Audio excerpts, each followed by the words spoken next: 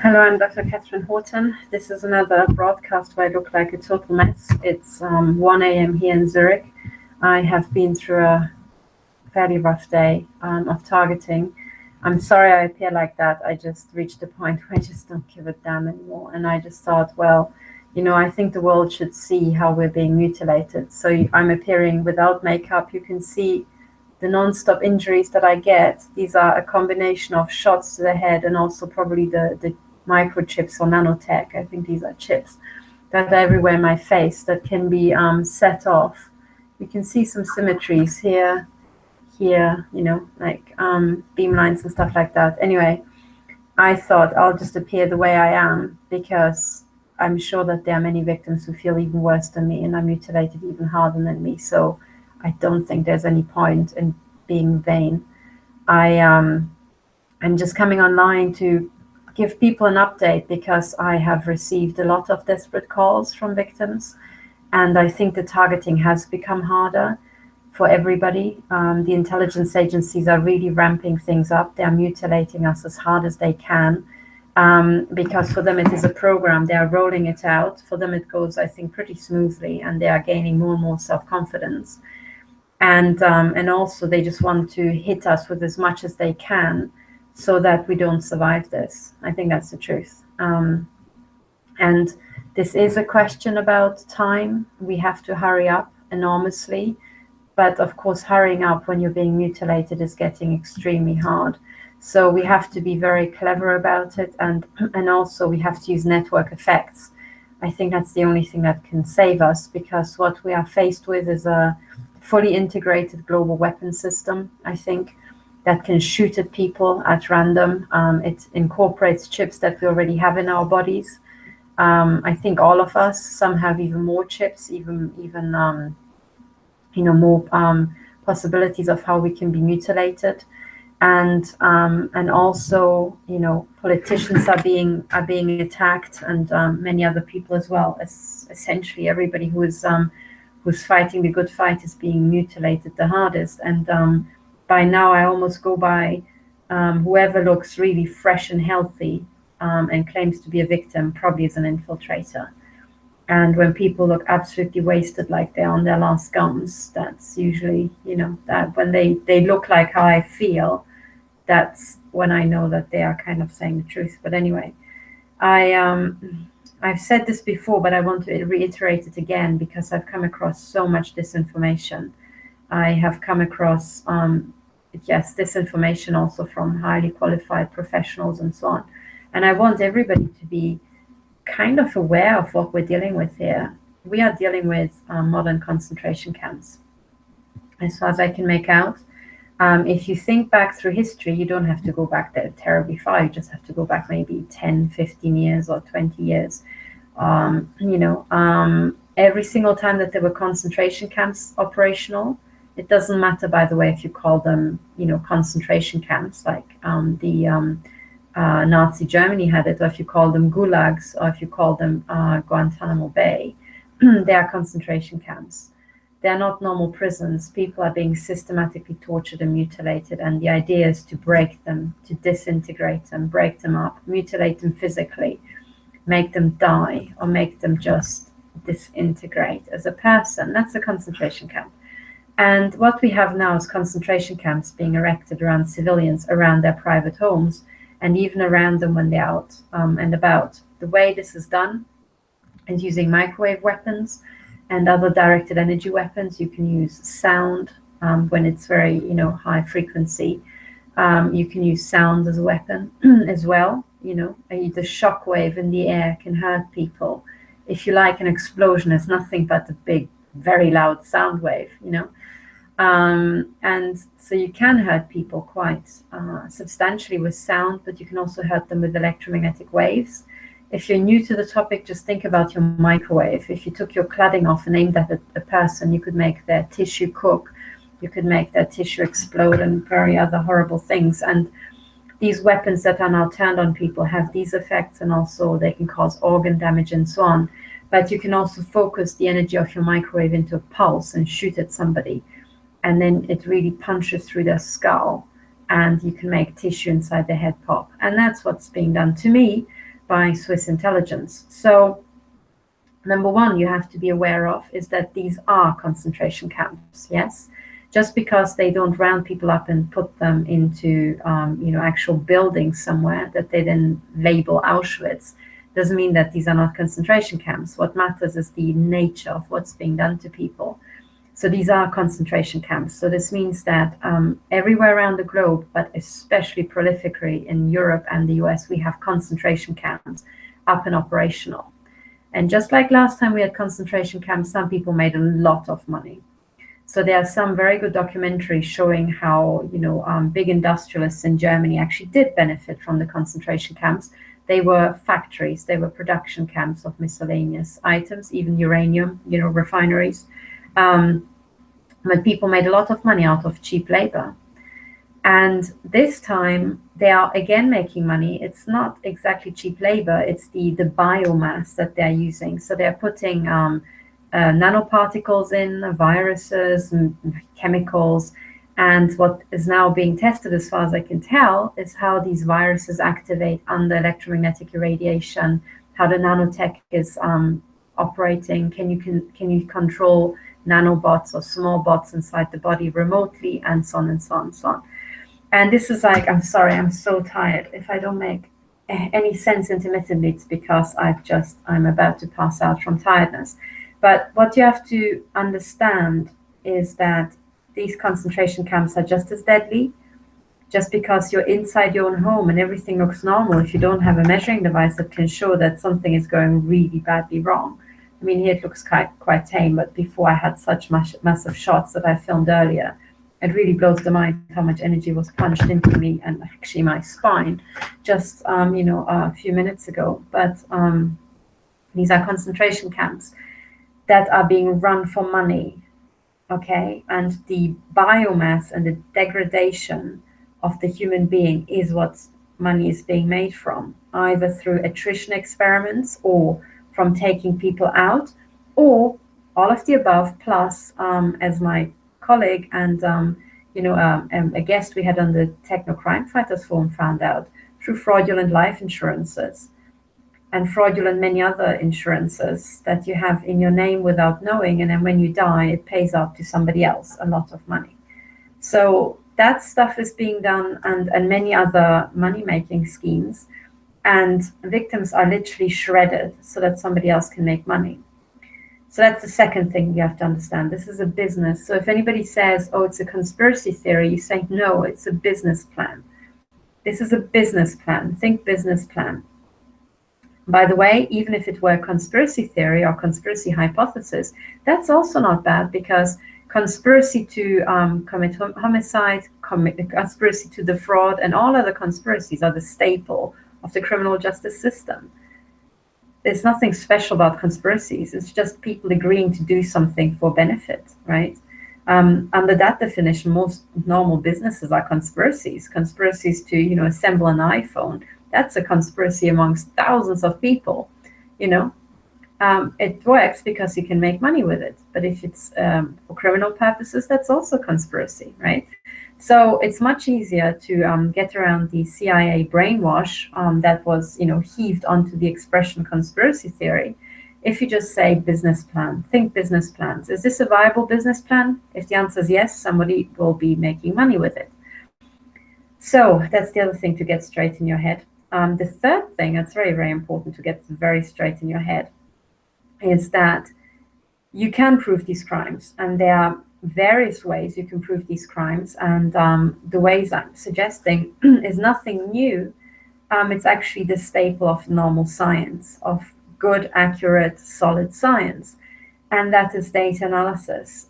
So the staple of science is to prove the existence of something, even when you don't know if it exists, or if it exists, what nature it is in detail. Now, that is exactly the situation with classified technology. So if you have a large enough data set of good quality data, then you can prove classified technology without it being declassified. If your victims are declassified because they're complaining publicly, you can prove classified information very accurately without ever having to declassify it. Okay? So don't despair, there's a way to prove it. But to be able to prove it, you have to pull data, and you have to pull good data, honest data from people, right? And there are 2 steps to having this horrific crime cartel shut down. Number 1 is to prove into every last, well, I don't think we need to prove every last detail. First thing we need to prove, and that's the staple, that we are being attacked, that we're being harassed, we have break-ins, stuff that a judge can understand. You know, computer hacking, they can understand, break-ins, harassment, stalking, Stasi-style stalking, COINTELPRO-style stalking. That's pretty staple. Being shot into with the microwave gun, a judge can also understand. And should they be really thick about it, I'm sure we can find one and actually shoot into them, you know, should they really question if that's possible. So, you know, I'm not suggesting we shoot into a judge, by the way. I was just more, you know, said in jest. But I'm saying it is possible to actually prove it. There are already YouTube videos with teenagers showing how you can build your microwave weapon, sadly, with a normal microwave that you can have at home. But there are also more commercially sold electromagnetic weapons that one can acquire should one have to prove it. So that is proving pretty much, I would say, 90% of the stuff that's killing people and destroying their lives. You know, the slander campaigns, the harassment, the psychological warfare, the break-ins, you know, and so on and so on, computer hacking and various other easy to understand things. For that, you just have to pull the evidence and the testimony that everybody has been giving. And for that, I'm preparing the collection of affidavits so that we can have a couple of flagship cases and really explain to a judge that this is happening, that this is a large-scale project, yeah, it's projects for these weapon companies, but it's a program of systematic attrition of innocent people by criminals, okay? And for that, we can collect affidavits. So what I'm doing, what I'm working towards is actually collecting information so that it can be put in front of a judge so that a judge can understand what is being done. And my idea is the following. I'm saying, based on what I've seen from the testimony of my colleagues, whom I all trust very much and have shown me extensive evidence, and from the testimony of other victims who've written to me and given me evidence, I would say that the vast majority of things being done to us are virtually identical. They are virtually identical across state lines, across countries, across continents. It's the same program.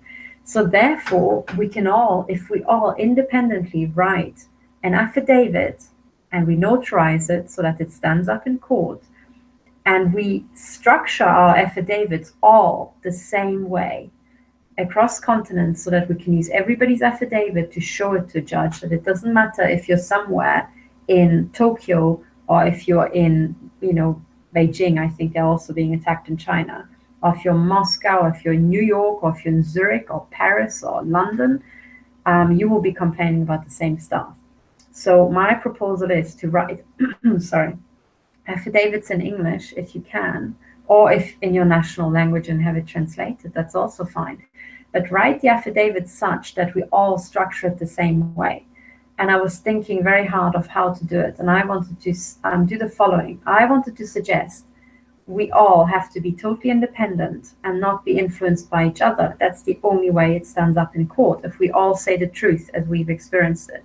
But stuff that's already in the public domain on YouTube videos, you know, you can look at Google TIs yourself and find out what most people complain about. The really obvious stuff, you know, like the stalking, the shots at with electromagnetic weapons, and maybe even implants, you know, because implants are now widely known about as well. There were already court cases about them. If you structure them the same way so that we all have the same section numbering, say, you know, so that section 13 or section 8 in one affidavit is about break-ins, and it's the same in other affidavits. Section 8 is also about break-ins to the home, say.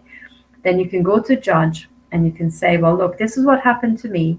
You can look at all the other affidavits, go to section 8 in this one, section 8 in that one, and you can just compare across the board that everybody, people I've never met before in my life, have all said the same thing. And they started accumulating evidence even before they knew about my case. And we're all saying the same thing. We haven't all gone spontaneously mad, independent of each other across the world, in a way that matches pretty much exactly what the intelligence agencies are known to be doing, which is, stalking and harassment, COINTELPRO in the US. Here in Europe, we had the Stasi, or maybe attacks with electromagnetic weapons, which we already had reports about. In Moscow, the American embassy was attacked with microwave weapons, I think at the beginning of the 70s. So microwave weapons are nothing new, okay? So go away from this mindset that microwave weapons are just so novel that everybody who says that they're being attacked with microwave weapons, is thought to be a kook. No, you're only thought to be a kook by criminals, okay? So that's the thing. But otherwise, it's standard knowledge. Yes, they exist. There are, people selling them already. So my suggestion is we all write affidavits independently of each other. And the only thing that I wanted to suggest we do is that we all stick to the same section numbering. If one type of assault doesn't apply to you, like you've never had your house broken into, you leave it blank and you say no comment or not applicable. But otherwise, we structure affidavits such that it can be compared quickly, because also in the court of law, there's so much paper and the judge has to understand it very quickly. It has to be very intuitive. And then I would suggest we start with the easy stuff that's really intuitive to understand, like stalking, break-ins, car sabotage, cyber hacking, computer hacking, stuff like that. And bit by bit, we go to microwave weapons, and then to the more complex stuff, which is remote neural monitoring and, mind control and all these other things that also exist, right? The patents are already public. And if we structure it like that, a judge can see, oh, hang on.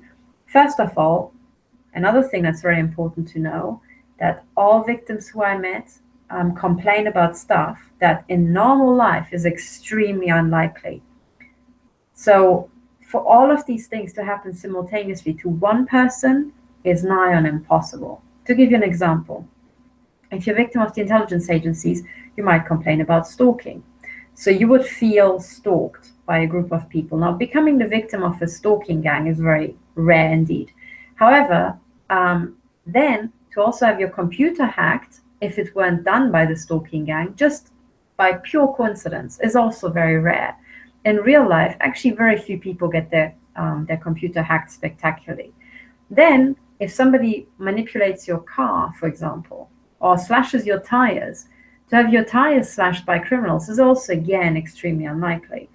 And if it continues and, maybe you just come across some slanderous comments at work and, they repeat maybe, or some other type of clustering, or something else strange happens to you, if it were all random coincidences, then these probabilities would be totally uncorrelated, totally independent. So you would multiply these probabilities for somebody to be the victim of all of them at the same time. Now, when you do that, a very small probability gets even smaller when it's compounded with other probabilities.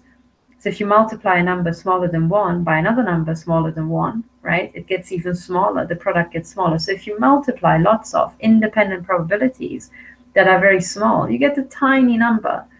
So the more unusual things, we know that intuitively, the more unusual things keep happening, the less likely it is to be random. That's what it means. The probability for that to be a random chance occurrence, all of these things together to just happen to a very unlucky person, eventually becomes so unlikely, you might as well claim to be hit by a meteorite that evening. It's very, very, very unlikely to happen. And eventually you can actually show that it's so unlikely you can discard it. If you then have somebody else who otherwise complains about identical offenses, equally unlikely probabilities just compounding, then the total compound, the population probability, if you like, will become even unlikelier, right? Because then it's like, taking one ball out of a glass and saying that's black and then the other one's black. If it's really unlikely that it would be black, then the compound for both of them together, you picking out two really unlikely colored balls from a glass is again very, very unlikely. So compounding it will just make it ever more unlikely for all of these things to be just pure chance. So the alternative explanation that actually all these people are part of the same program in comparison will become extremely likely, especially when we can show that thousands of people were the victims of the Stasi, thousands of people were the victims of COINTELPRO, and thousands of people were the victim of illegal government experimentation over the years, in the US as much as in Europe. So, that's how you prove it. But you have to put people together, and we all have to trust each other to entrust our affidavits to each other and say, look, you can put it together for your court case, and, I can use yours, or, mutually. So what I propose to do is my joint investigation team, we are now writing up our affidavits, and we are thinking about how to structure it so that maybe other people can join in. And I certainly, I'll only speak for myself. I can't force my colleagues, they are independent people, but I certainly want to put my affidavit publicly up so that you can use my affidavit to prove in your court of law what's been done to you. And then you can say, well, this person is living in a completely different country, but if you go to section 8, for break-ins, she's experienced the same thing I have. Or if you go to section 23 for, I don't know what, it could even be something advanced like remote neural monitoring, which I've also experienced. If our symptoms and the descriptions we give are very, similar, then you can show a judge that, that it can't be coincidence. But what is required for that is that we really draw up our affidavits independently, and we all collect our evidence independently. Otherwise, if you're just copying from me, that's not going to stand up in court, right? And also it will be fraudulent. So what I'm doing is I'm writing my affidavit, but I will put out a call for affidavits so that we can put together some court cases and actually explain to a judge what's happening. In the meantime, I haven't released the affidavit draft yet because a lot of the thinking goes into what sections to include. I don't want to, in the end, there will be a section of miscellaneous that I haven't mentioned. So absolutely no one should feel that this affidavit form is somehow restricting them in any way. No, not at all. I also don't want to lead you like you have to put stuff there, but I have to find kind of like the middle ground where I don't lead you because I just include the stuff that's kind of obvious because many people complained about it, but I leave the content, what you write, or if you write anything at all under that topic, say remote neural monitoring or break-ins, I leave it up to you, So you don't have to write anything that hasn't happened to you. But should it have happened, it should, should something like that have happened to you, you can compare it with other victims and stuff like that. So that, as a systems analyst, was my best idea of what the F to do to actually get it across to judges, okay? This is now the affidavits, and there the target is something very, very specific. It is to get it into the heads of judges that large-scale crimes are happening, what's roughly happening, how it's roughly being done, and how vast and across the board similar all these crimes are, because this is how we build up credibility.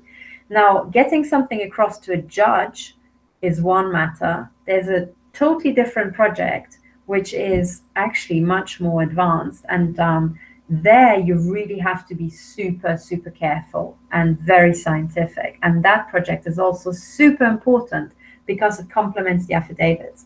And that project, and I want you to be clear in your mind about the difference between the two. So what I'm talking about, what I'm preparing is for court cases, affidavits to talk to judges in a way they understand really simply. Okay, and quickly as well, because people are dying. So we need emergency injunctions as quickly as possible. So judges need to get this information fast, easily understandable, without much fuss and need for expert witnesses and expensive crap like that.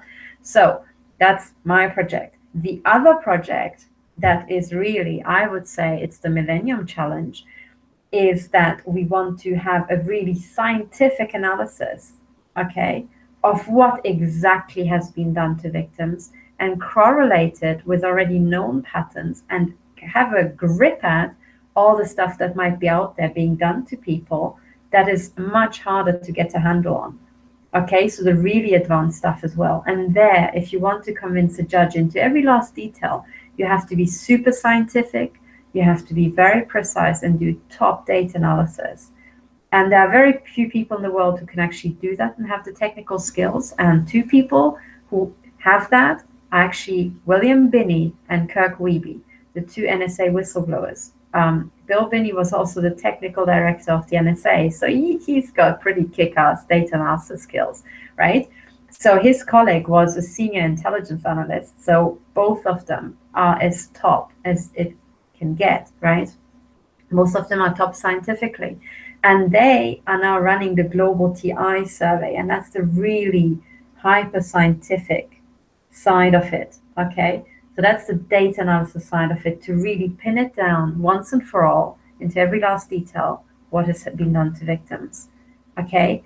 That's super important to get right, okay? And for that, you want to have a pure data set, so no bullshit, ideally no infiltrators talking crap, because it will be, kind of making your data murky. Then again, given that these are intelligence analysts, they know how to deal with bullshit, I think, better than anybody else.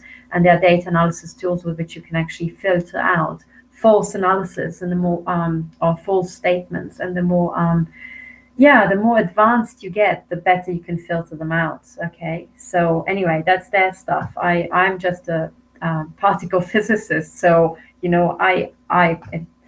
the particles that I was analyzing never lied to me. Unlike agents, they didn't. My particles didn't lie on purpose. However, the detectors, they didn't lie, but sometimes they produced fakes.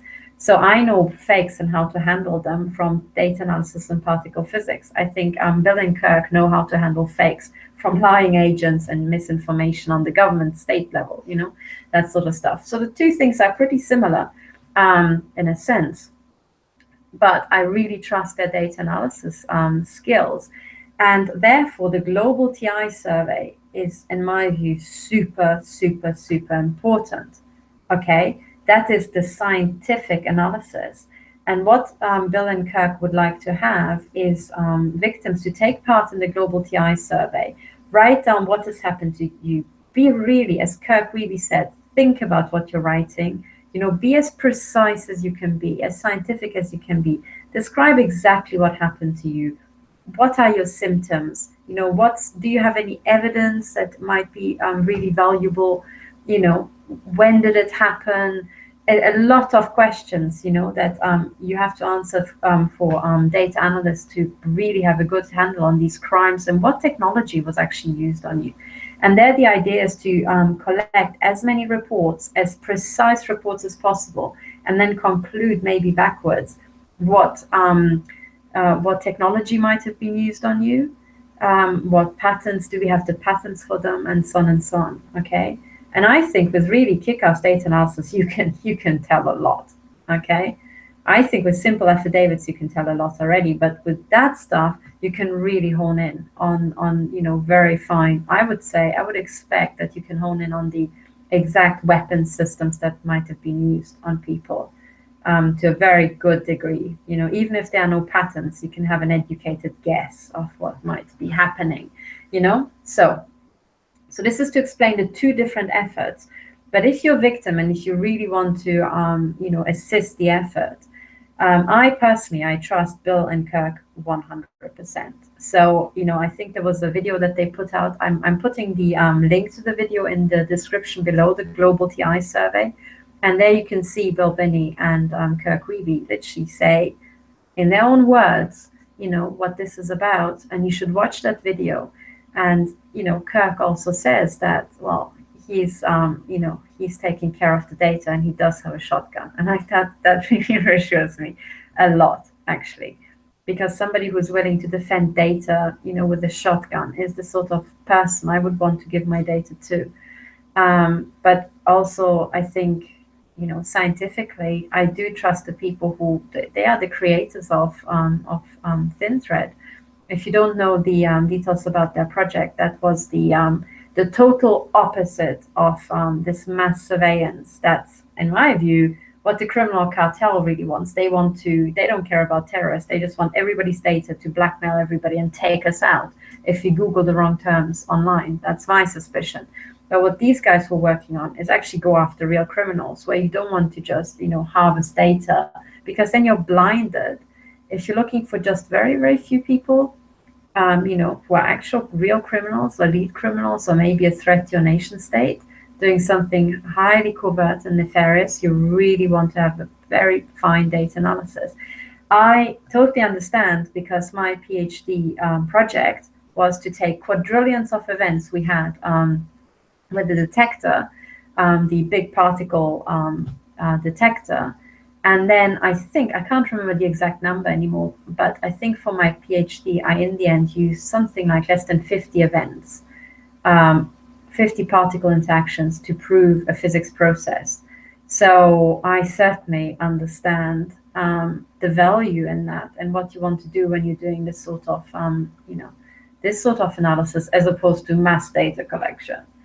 And Bill and Kirk are the guys who developed the thin thread program. That was also not just using very advanced data analysis tools, but it was also keeping everybody's data encrypted and anonymous until the last step, when you were pretty certain that you'd identified somebody nefarious.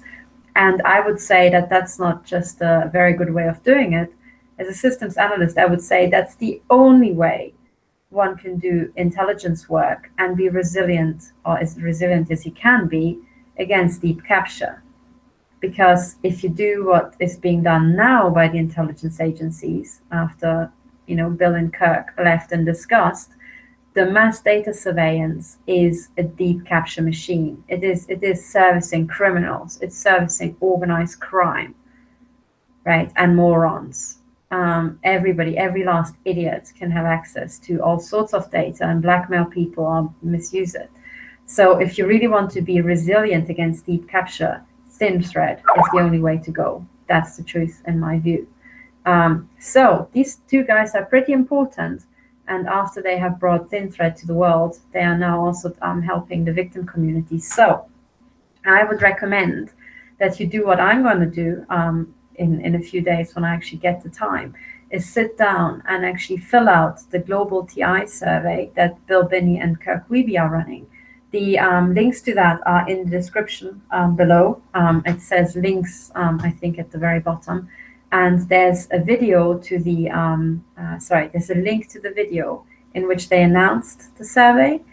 So that is already out, okay? So you can already take the survey. And I strongly, as a scientist, I strongly recommend that you take the survey, the Global Victim Survey by Bill Binney and Kirk Wiebe first. You go and fill it out, and you be as precise as you can be. Do not be led. Don't let anybody tell you what to write. Just really, please produce accurate data for these people. Be independent, be precise, and be honest. And don't hold back, because also these two guys they had access to some pretty advanced information. So they know what sort of technology is out there and what it might be capable of. So don't be shy, I would say. I'm not going to be shy. I'm going to tell them exactly all the crazy stuff that I have seen, sometimes being done to my family, and that has been done to me as well. I'm not going to be shy or embarrassed to talk about it, because it's really important for the criminal investigation, okay? Because this is a criminal investigation against the thugs who are doing this. They have to go to jail. And we have to shut these criminals down once and for all. And for that, the evidence is really, really important, okay? Because we have to reverse engineer what has been done to you. So I would recommend you go and do the Global TI survey totally independently. Just go and do it. Fill it out. Give these guys the information that they need to be able to pin down the criminals and how the criminals did it to you, okay, and to us all. So that is for the scientific endeavor, so that these guys can sit down, run through the data analysis, and in the end, whack it on the table of governments and judges and say, what these people have said, it's true, that's the data analysis, it's watertight, end of story. Okay, so that is the plan. That is the plan. Now, after you have done this, so please start with the Global TI survey by Bill Binney and Kirk Wiebe. And after you've done that, you will have jogged your memory about all the things that have been done to you. So a lot of the medical things and medical symptoms and, attacks and physical damage and so on and so on, okay? everything to do with the weapons and really honing down the weapons and, you know, honing in on the weapons. So once you've done that, I ask you, please, and also please make a backup copy of what you write, okay? So I think I had a quick look at the survey, and it's a web form and you can enter it there. But, you know, if you're being perped, your browser might be just made to crash, and there's ways to save the data. But, you know, it's always best if you also just write it down so that you don't just write any old garbage into the fields, but you're really as precise and as digestible as you can be, you know. So I would say, have a writing pad open or word processor, just write down the answers to all the different sections, paste them in when you're sure that, yes, this is what you want to write, save it, then go to the next section and so on. But then when you have a copy, you know, you don't have to duplicate work that you've already done. Then what I would like to do, because this survey is going to take some time to actually collect the data, make it accurate and so on and so on. And for some people, there's just not that much time because they are being murdered now. So if you say to a victim, oh, okay, but you have to wait, like, you know, whatever, I think the survey is going to be open for 120 days, like a third of a year. Well, in a third of a year, the radiation damage that you get to your body will kill you or could kill you. Yes, there are some victims who lived several years and were tortured. Yes, but there are also a lot of victims who just died very quickly. You know, they just got cancer and boof. So please, you know, let's not wait for the end of the survey to then really take stuff to court, because I'm saying there's a second way. What you have to, so Bill and Kirk really want to pin the stuff down that's hard to pin down, okay? That's the really advanced stuff. But what I'm saying is that there's a lot of low-hanging fruit, like, you know, stuff that's, sorry, I'm just being shot in the eye. Oh my God. Ah, God. Today, yeah, they're just trying to make me even more tired because I think I perked up a bit. I'm a bit too lively for this video. Sometimes they just shoot into my eyes and literally you just feel it pop, and then you can literally see that the blood vessels burst, you know, so you suddenly your eye has got the patch that's red. Well, that's really bad for your eye. So if that happens to you, the only thing I can tell you is that if it's coming from a direction, like a particular direction, like through a window or from a particular house, just don't be shy and just put aluminium, you know, in front of the window, because it actually reflects the energy back. So you can't just be shot in the eye. But here, there are some gaps in the walls by now, and I sometimes am shot in the eye. So what did I want to say? Yes. So once you've done the survey, that's really, really important. But then the second thing, and that's the evidence for the court, I'm saying that there's a lot of low-hanging fruit, and the low-hanging fruit where you don't need fancy pants data analysis that you might need for, you know, trying to prove classified yet deadly mind control military weapons. You know, you don't have to have fancy data analysis to maybe explain to a judge that a lot of people experience break-ins and Stasi-style harassment by a bunch of idiots from the intelligence agencies, because we've seen it before. We've seen it before with the Stasi, starting in the 1950s, the 60s, the 70s, the 80s. Then in the 90s, they went underground. You know, the Stasi was supposedly dissolved, right? But we know, I think by now, what they've been doing in the 90s. But all the way up until the 80s, stalking, harassment, and psychological warfare were the staple in East Germany, okay? And meanwhile, COINTELPRO in the US. So if you say to a judge that you're being now, or if many people come forward and say that we're being harassed by Stasi or COINTELPRO style harassment by the intelligence agencies, it really can't come as a surprise to a judge, okay? If you can then prove it, because we are all reporting the same sort of organizational structure, the same sort of features, you know, of this harassment, independently of each other, without having ever met each other, and, you know, the little antics that the intelligence agencies and their goons get up to, when they appear strikingly similar, a judge can figure out that, oh, that's a program, you know, and also the evidence should be enough. So, okay, so that's the plan, okay? That is the plan, and that's what I'm working on. I'm also working on putting this joint investigation team together, pulling it together, and especially pulling some, you know, kind of like putting some evidence and paperwork together that you can download, take it to family, friends, police officers, and many other people and say, look, it's official now. You can shut the F up about it. Here it is. So, yes, this is what I'm working on, but I'm absolutely exhausted. I'm also being shot at. One of the things that Swiss Intelligence, run by Markus Seiler here in Zurich, do with me is, and I think a lot of victims have experienced the same, the intelligence agencies seem to cluster in homes near to you. They seem to rent flats or, go and use the accommodation or the house or the home or the flat of corrupted neighbors and just congregate there and shoot at you and train each other up in the use of these directed energy weapons, and also place down what I suspect are computer steered weapons. And I think we all have tracking chips, or probably not just one, but several in our bodies that pretty much map out the grid on our bodies. And I think that this is why our chips are emitting, so that these weapons can pick up the emissions, hone in on us, and then pretty much measure out where they have to shoot us in the head, for example. So I've experienced that, as soon as I leave my study, which is this metal all around, to be slightly safer. It's very hard to be super safe, but it's slightly safer than when I leave my study.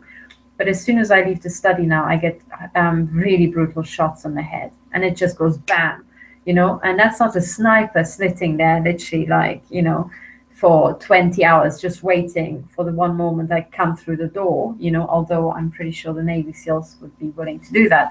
But it's not, it's a computer. And that's why it literally, I go through the door and it's like, bam, because the computer just monitors it. And as soon as my chip is detected, poof, it does the calculation with lightning speed, and it shoots me in the head. And I have to say, the headshots I receive, I can hear the tissue in my head pop as the microwave energy is punched in.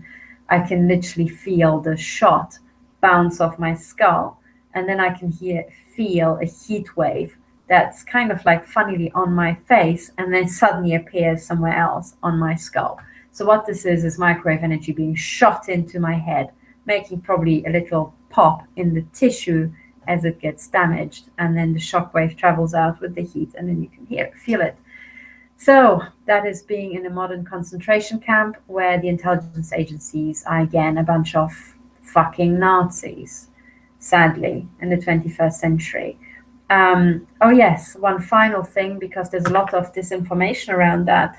The disinformation about the perpetrators of who could this possibly be? I mean, the countless number of times when I get asked, like, how the hell do you know it's the intelligence agencies? I mean, several ways you can know that it's the intelligence agencies. Yes, law enforcement is involved as well, but certainly the intelligence agencies. And that is, number one, only the intelligence agencies have access to the HUMINTEL, the human intelligence, the surveillance networks. The gang stalkers, they are integrated into the surveillance networks, okay? That's why, if you look carefully, you can see them use hand signs, certain patterns with which they coordinate themselves, and other signs, movements, yada, yada, yada, a certain pattern with which they swarm. That's kind of typically uniform across a country, so, and even between countries. So, number one, that's the professional surveillance network, trained up, controlled by the intelligence agencies. Only the intelligence agencies have simultaneously also access to these weapons. Only they can combine the surveillance networks with the use of the weapons in a really smoothly integrated way. Okay? That's end of story. It's only they who can pull it off. Like a police force, yes, the police forces have been militarized. And yes, police forces sometimes run informants, but police forces typically do not run the national surveillance networks. That's an intel job, okay? So even though police officers are integrated and very tightly connected, it is the intelligence agencies that are at the top. They control both. They control all three, the police, the military weapons, and the stalking and surveillance networks, okay? And also, intelligence agencies have been infiltrating and had a task to infiltrate absolutely everything. Governments, also universities, have those links with the scientists, and that grows into a symbiotic relationship where after a while scientists can say to his intel buddy, oh, can't you just do these covert experiments for me? And then I get lots of money from pharma, big pharma or the weapons industry, and then you get kickbacks, and then, it's a symbiotic relationship. But at the heart of it all lie the intelligence agencies. Okay, so that's number one. That's why the culprits at the top, police officers too, scientists at universities too, but at the very top, intel agencies. Okay, then there's a second reason why you can blame the intelligence agencies and prove that the police is totally corrupt, and many other people, doctors as well, and psychiatrists. But the way to prove that it's the intelligence agencies who are ultimately the culprits is very simple. This is terrorism. Who's tasked with fighting terrorism? The intelligence agencies. Who couldn't give the last fuck about this problem of rampant terrorism? It's the intelligence agencies. Isn't it funny? Isn't it funny that there's actual civilians complaining on YouTube and on Twitter about being shot to pieces with military weaponry, and none of the intelligence agencies seem to give a flying fuck? I mean, I can find intelligence on this weapon system being used against the people of the UK, the people of the US, the people of Germany, and here, the people of Switzerland. I'm pretty sure that an intelligence agency can also use Google and Twitter as well as I can. So how the F come that they are not on the case? How the hell come that they haven't solved the problem by last Wednesday? Well, it's very simple. If they don't solve the problem, it's because they are the problem. Okay? It's that simple. It's like, hey, we've got evidence for large-scale terrorism. That's your job, Intel. So, what are you doing about it? If the answer is jack shit, then probably they're involved. Probably they are running it. That's why you see they can't stop it, because they're running it. They would have to stop themselves, which they could have done had they wanted a long time ago. So if they don't wanna. See, it's literally that freaking simple.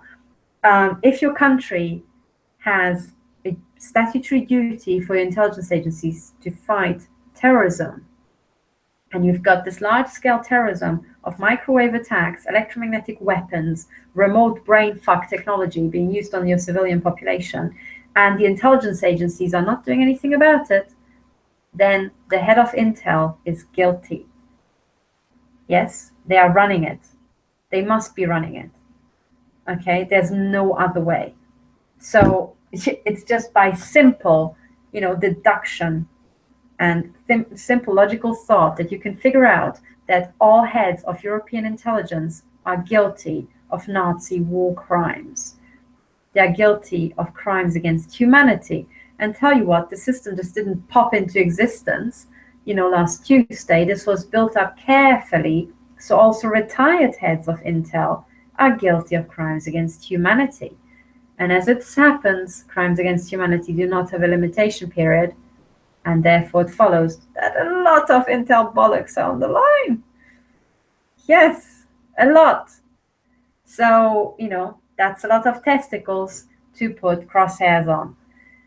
That's the good news. So it's not very hard to find out who is doing it. What's really hard is how to make these demented Nazi fucktards actually stop. Because last time it took a world war, and even that was staged, So how do you stop these people when it's not staged? I mean, that's what we're working on. So what I'm working on is stopping them through court cases and just jailing the fuckers eventually before I die. But they are killing me. So I'll die. And with people like me dying, there will be fewer and fewer people left who actually think, let's just take the civil society route of civilized court cases. And what these guys don't realize is that more and more people are left who say, they're just psychopaths. I don't think you can stop psychopaths by asking them nicely. You just have to shoot them in the fucking head. So that's the downside of killing people like me. Anyway, but that's the big story, okay? And yes, there are precedents for heads of Intel being executed. China just executed a head of Intel. Looks like they also had enough of the bullshit. That's what it looks like to me. So anyway, I think here in Europe, we should really somehow get in a civilized fashion to court cases and shut this stuff down.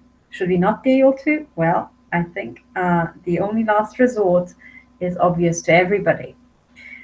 Anyway, so that's enough for me. I am still being shot at. Markus Seiler, who, by deductive reasoning, must be a psychopathic Nazi running psychopathic Nazi serial killers, is now amusing himself and his people by actually putting microwave emitters, computer steered, and shooting into a defenseless woman's head as she's leaving her study to go to the bathroom.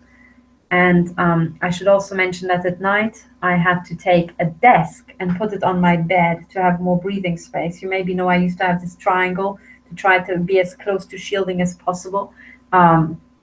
Now I'm sleeping on the desk on my bed, and I'm shielding in a square fashion to somehow have more breathing air at night.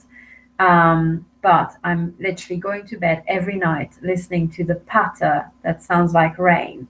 But it's actually shots, microwave, machine gun shots bouncing off the shielding off my bed. Isn't that nice?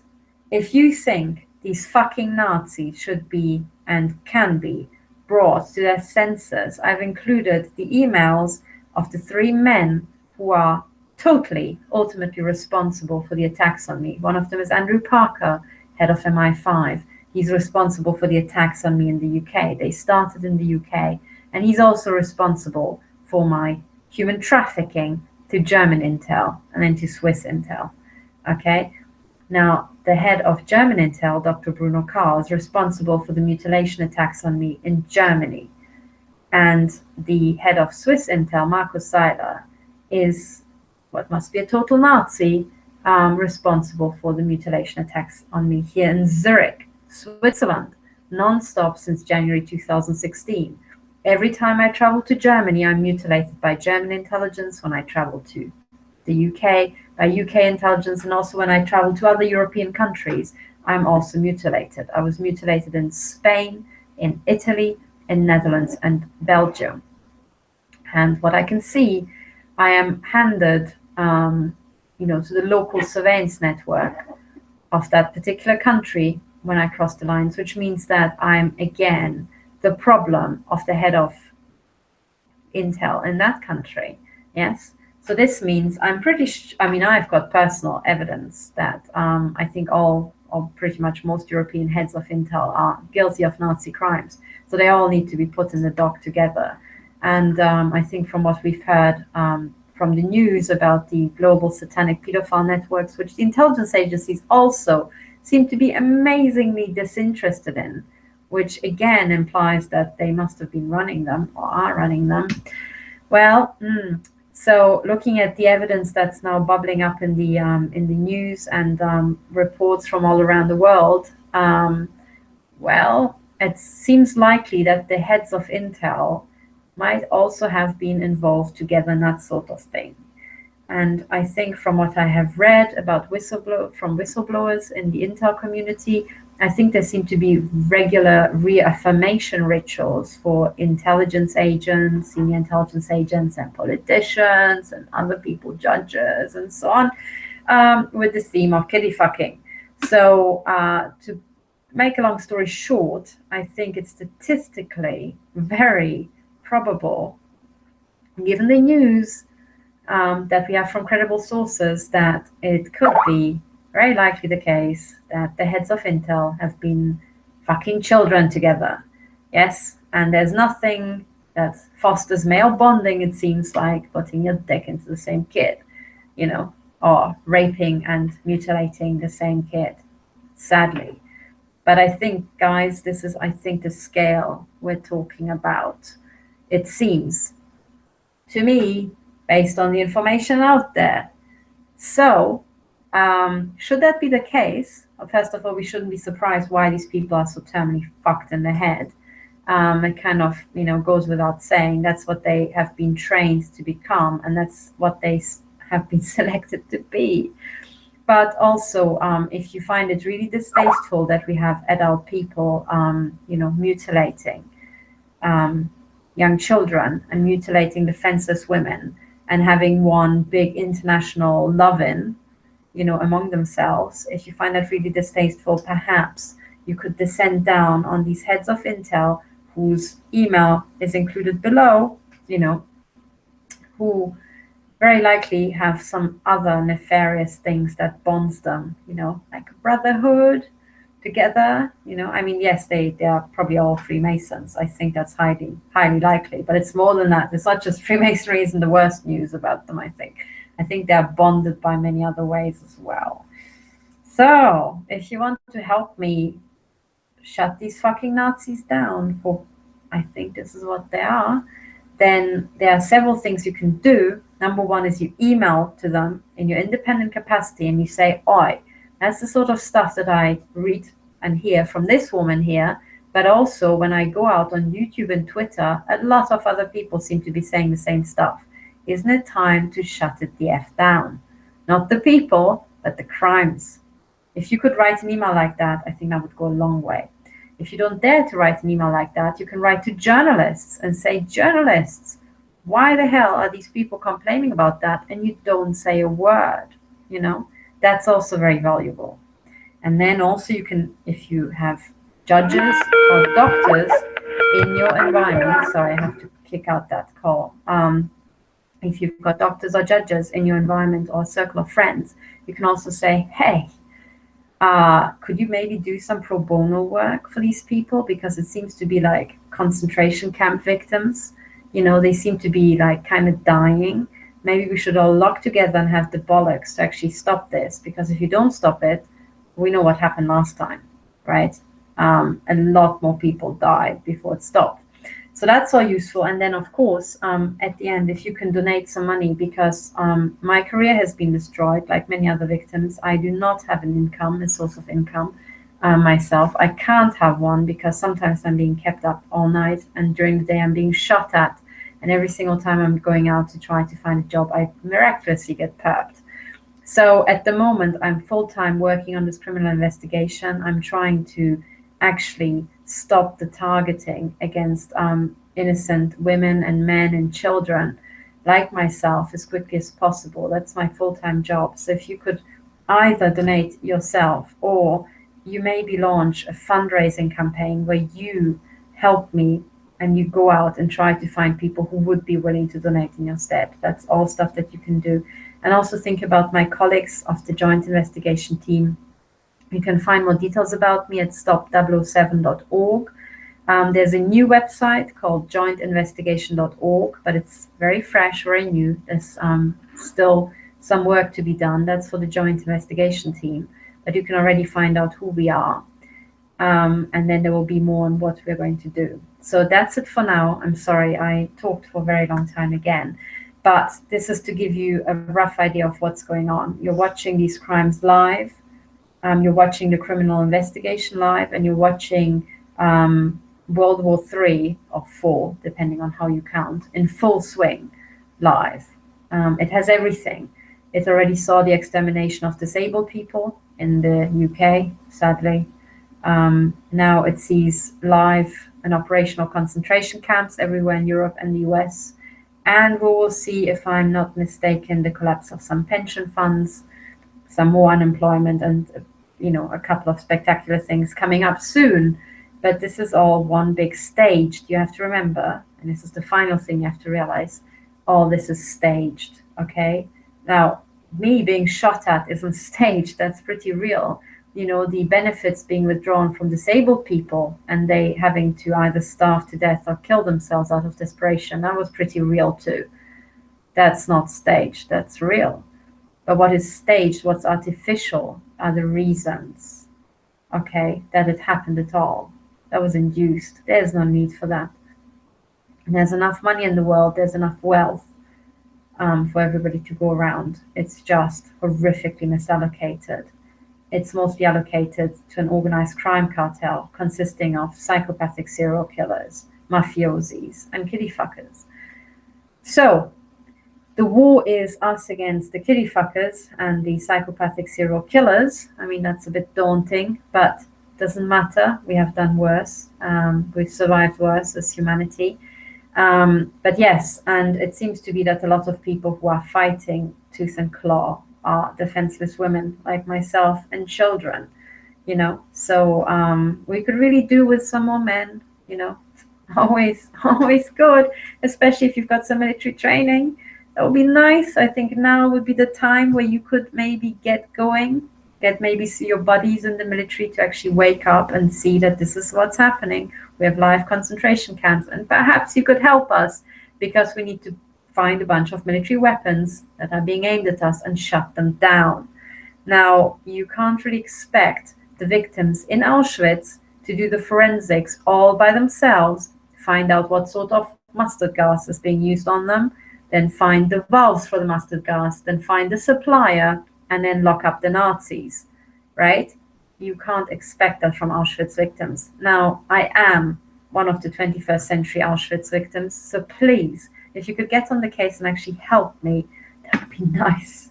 If you could help my colleagues and other victims, that would be nice. This is the 21st century, I would say, the biggest challenge to humanity, to have this crime cartel shut down. So that's enough for me. It's now 2 a.m. in the morning. I've said enough. Please get some sleep, get some rest, and tomorrow be your best fighting condition to help me. That's enough for me. I'm Dr. Katherine Horton. I'm signing off from the live concentration camp here in Zurich, run by Markus Seiler, head of the Nachrichtendienst des Bundes, the Swiss Intelligence Agency, NDB. Good night, and hopefully see you soon.